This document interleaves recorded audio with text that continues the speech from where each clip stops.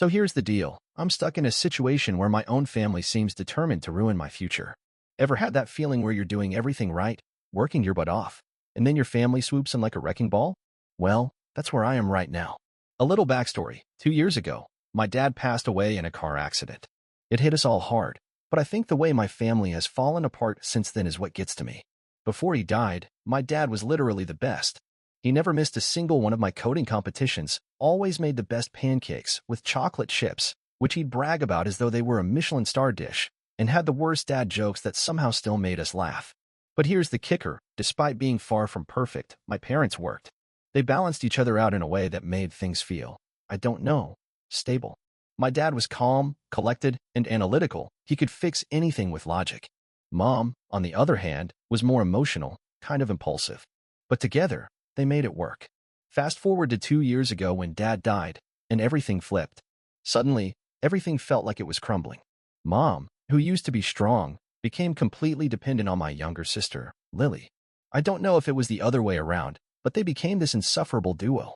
It felt like I was invisible in my own family. Lily became the center of Mom's universe, while I got assigned the responsible role. Everything about me, every dream, every goal, just became secondary. Family first, they told me. I should probably explain Lily a little bit. Before Dad died, she was the drama queen of the family. I was the quiet one, locked away in my room coding for hours, while she was out partying, making friends, and constantly needing attention. Dad kept her in check, making sure she didn't get everything she wanted. But once he was gone, well, no one was left to stop it. Lily's issues became full-on family crises. She didn't make the cheerleading squad in high school. Mom let her skip a week of school and maxed out credit cards buying comfort items. Didn't get into her first-choice college. Mom spent weeks making phone calls, begging for second chances, even offering to donate to the school just to get Lily in. Meanwhile, I was busting my butt. I maintained a 4.0 GPA in computer science, worked part-time in the university's IT department to help cover costs, and took care of my little brother, Max. Max is an absolute sweetheart. He's the only one who still sees me as a person, not just the family fixer. Anyway, I graduated from college this year with a degree in computer science, and, out of nowhere, I got a dream job offer from a major tech company in Silicon Valley. The offer was insane, $125,000 base salary, plus stock options and a signing bonus. This wasn't just a job, it was my ticket to a future I had been dreaming of. Finally, I thought, I could repay my student loans. Because my mom didn't co-sign for me, she was too busy paying off Lily's shopping debts. I'd be able to send money back home, even pay some of the bills. Things were looking up. But then, Mom came to my room with that look on her face, the kind that says, I'm about to ruin everything. So, Mom sits down on my bed and picks up this stupid stuffed penguin Dad gave me for my 16th birthday. The same one I've kept all these years because it's one of the few things left from him. She looks at me with that expression, and I can already tell, this is gonna suck. Olivia, we need to talk about your job offer. I froze. My stomach dropped like a rock in water. I could feel it coming, but I didn't want to believe it. Not now. Not after everything I'd worked for. Mom says Lily's struggling in college. Apparently, she's too anxious to go to class, so she needs to come home. And, because Mom's struggling financially, shocker, she wants me to turn down my job in San Jose and get a local one. She wants me to stay here and help out with bills, take care of Max, and apparently be the family's emotional backbone because Lily can't seem to deal with anything remotely stressful. I almost burst out laughing. Lily, who has no problem going to parties, posting every detail of her life on Instagram, and maxing out Mom's credit cards, was suddenly anxious about college?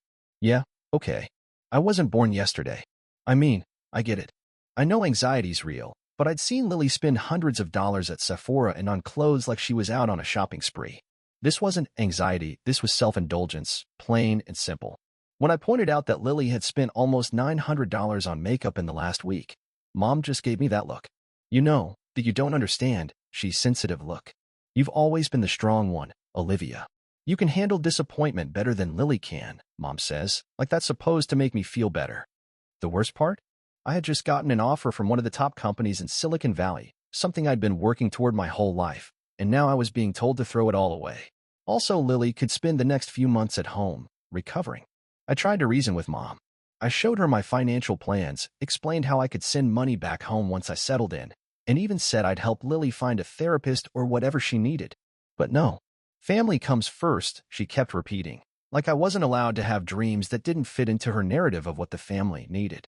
And while I was trying to explain my side, Lily was in her room, posting Instagram stories from her latest shopping trip. It was infuriating. The hypocrisy was choking me. But the real gut punch came when Mom said, "Your father would be so disappointed in you for being selfish." I almost lost it. Dad had always been my biggest supporter. He was the one who stayed up late helping me debug code and who always encouraged me to dream big. And now, she was using his memory to guilt-trip me into doing what she wanted? I couldn't breathe. It felt like I was suffocating under the weight of her manipulation. The days that followed were a blur of anxiety and frustration. I couldn't stop thinking about my future, about how much I had worked for this opportunity, and how my family was determined to take it all away. I tried to make sense of it all. I called my college advisor, who was furious about the situation, but there wasn't much she could do. I reached out to the company's HR department to explain my predicament, but they couldn't extend the deadline any further. My options were narrowing fast. That's when Uncle Tom showed up. If you have that one relative who's always cool, always there when you need them, that's Uncle Tom. He had been trying to reach Mom for weeks, but she'd been ignoring him. When he walked in, he immediately saw how stressed I was. I didn't even have to explain. It was written all over my face. We went out to the backyard, the same spot Dad used to take me to look at the stars. Uncle Tom's one of those people who just listens, without interrupting, and after I spilled everything to him, my job offer, Mom's demands, Lily's endless crises, and my fear of losing everything, I realized how much I needed him. Max came out to join us during the conversation, sitting next to me like he always does when he knows something's wrong. He's such a sweet kid, way too smart for his age, and I honestly don't know how I would have handled everything without him. He's the only one who hasn't treated me like some tool to be used when it's convenient. Uncle Tom looked at me, his face serious, like he was figuring out the puzzle that had been my life for the past few weeks. "Your dad would never have wanted this for you," he said. Hey guys, please don't forget to subscribe and leave a comment if you have any feedback. Let's go to the story. And it hit me harder than anything Mom had said. For the first time in days, I felt like someone cared about my future. Then Uncle Tom offered me a lifeline. He had a guest house near his business in a city about an hour away from San Jose, and he offered to let me stay there for free while I got settled into the new job. He even offered to co-sign any loans I needed. I was floored. I mean, here I was, about to lose everything I'd worked for, and out of nowhere, my uncle, whom I hadn't seen much of since Dad passed, was ready to step in and support me. And then, as if the universe was telling me I had to take this chance, I got a text from the hiring manager at the company. She told me she was impressed with my interviews and couldn't wait for me to join the team. She said they were working on cutting-edge AI projects, exactly the kind of work I'd been dreaming about. That text, while I was sitting on the porch next to Uncle Tom, felt like a sign. For the first time in weeks, I felt hope again. But when I shared the idea with Mom, it was like I'd set off a bomb. She completely flipped out. She accused me of abandoning the family, of being selfish, and of course, she dropped the bomb. "You're just like your father, always putting yourself first." That stung. Mom wasn't even thinking about what I needed. It was all about what she and Lily needed. Uncle Tom stepped in and told her she was out of line, reminding her that Dad had worked tirelessly to support the family. He'd even taken on extra shifts to cover Lily's dance classes. But that didn't matter to Mom. It never did. The argument that followed was loud and ugly. Lily chimed in, calling me selfish. Max started crying in the corner. I don't know how I kept my composure, but I did. Everything Mom said during that fight confirmed what I had started to realize. I wasn't the family's priority. I was just a tool they could use to prop up their own lives. That night, after the chaos had settled, I sat in my room surrounded by half-packed boxes. Uncle Tom had told me to start packing just in case. I was so torn. On one side, I had the job offer and a chance to change my life. On the other hand, I had my family's demands, my mom's guilt trips, and the promise of leaving everything behind. Max slipped a note under my door that night. It was in his little kid handwriting, all wobbly. "I love you, Olivia. Dad would want you to be happy. I'm trying not to cry while writing this." The next morning, I knew I had to make a decision. I couldn't keep living like this, stuck between my family's demands and my future.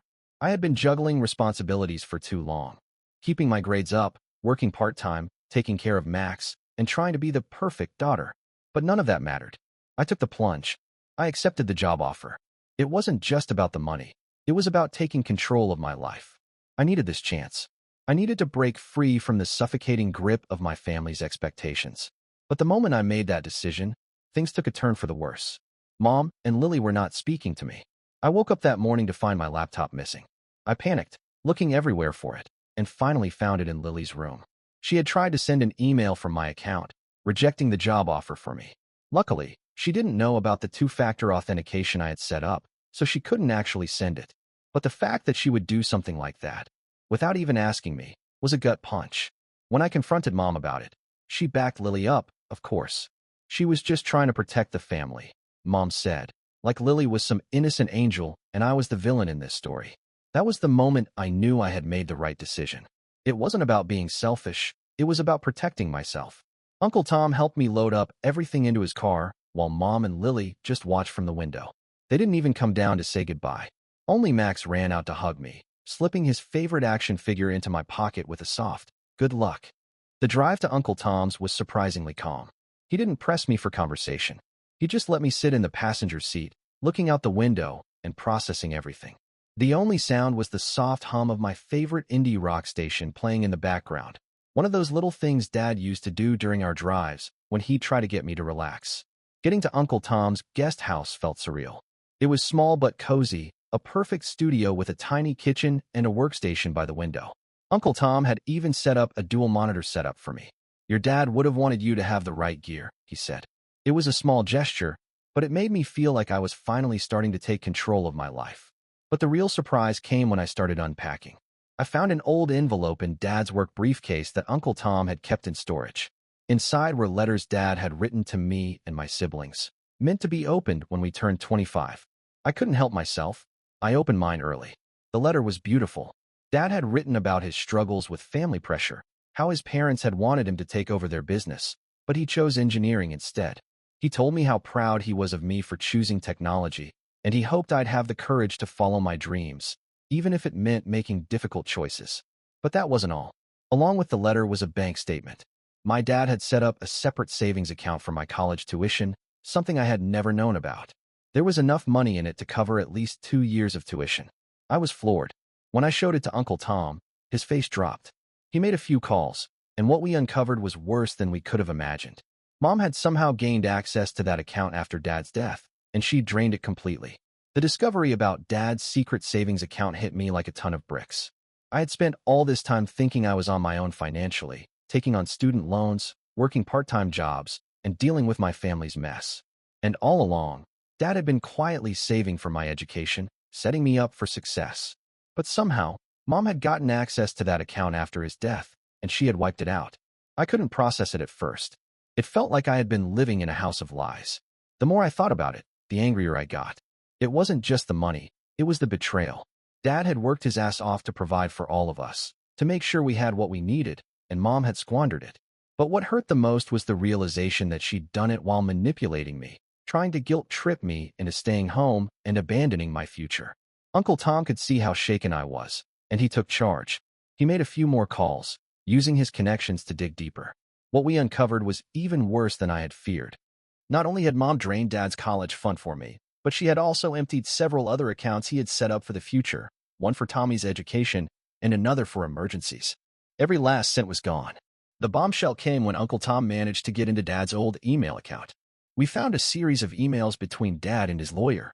Turns out, Dad had been secretly trying to protect us from Mom's reckless spending habits. He had even set up separate accounts, intending to shield us from financial disaster. The worst part? We found out Dad had been planning to divorce Mom. It wasn't for another woman, like she had always claimed. He was planning to leave her because he was worried about the toxic influence she was having on us. The truth was finally coming to light, and it was both heartbreaking and validating. I was angry, but there was a sense of relief, too. Dad had known all along. He had been trying to protect us, even after his death. And now it was time for me to protect what was left of our family, especially Tommy. After going through all the documents, Uncle Tom and I took everything to a lawyer he knew. The lawyer was appalled. What Mom had done wasn't just morally wrong, it was illegal. She had forged documents to gain access to Dad's accounts, and her financial recklessness had gone unchecked for months. What she had done with the money wasn't just selfish, it was fraud. I couldn't just stand by and let this continue. I had to act. The legal battle that followed was intense. With the evidence Uncle Tom and I had gathered, it didn't take long for things to spiral. The lawyer we hired was confident we had a solid case of financial fraud. We had everything, the emails from Dad, the bank statements, and even the forged documents Mom had submitted to access the accounts. The truth was undeniable. and we were determined to get justice, not just for me, but for Tommy, too. Mom tried to get ahead of the narrative. She sent me a long, emotional email, starting with a half-hearted apology about being too harsh. But by the end, she was back to her usual manipulation. She tried to justify everything, claiming that Dad's affair years ago was the reason she had to act the way she did. She said it was why she'd always been distant from me and that I reminded her of the pain Dad caused her. She even suggested that if I stopped investigating the finances, we could repair our relationship. But here's the thing, none of her story added up. Uncle Tom and I dug deeper, and we discovered the truth. Dad wasn't having an affair, he was working double shifts to pay off Mom's massive credit card debt. He had even been consulting with a lawyer about a possible divorce, not because of another woman, but because he could no longer stand the way Mom was destroying the family. I wasn't sure what was worse, finding out that my father had planned to leave Mom, or realizing that she had continued manipulating me even after he was gone. She wasn't the victim in this story, she was the perpetrator. The legal process moved quickly after that. When the lawyer presented the evidence, Mom's facade shattered. She admitted everything, how she had forged documents, emptied accounts, and misused funds that were meant for our future.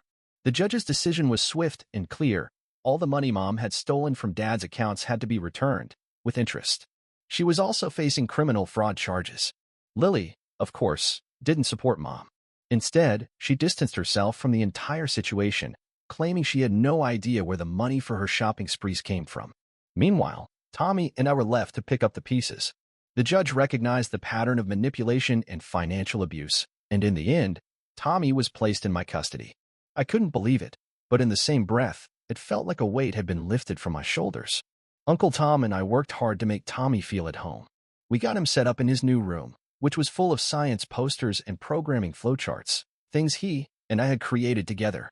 He's joined a robotics club at his new school, and honestly, I can see Dad in him more than ever. It's like he inherited Dad's quiet brilliance. As for me, my career has taken off.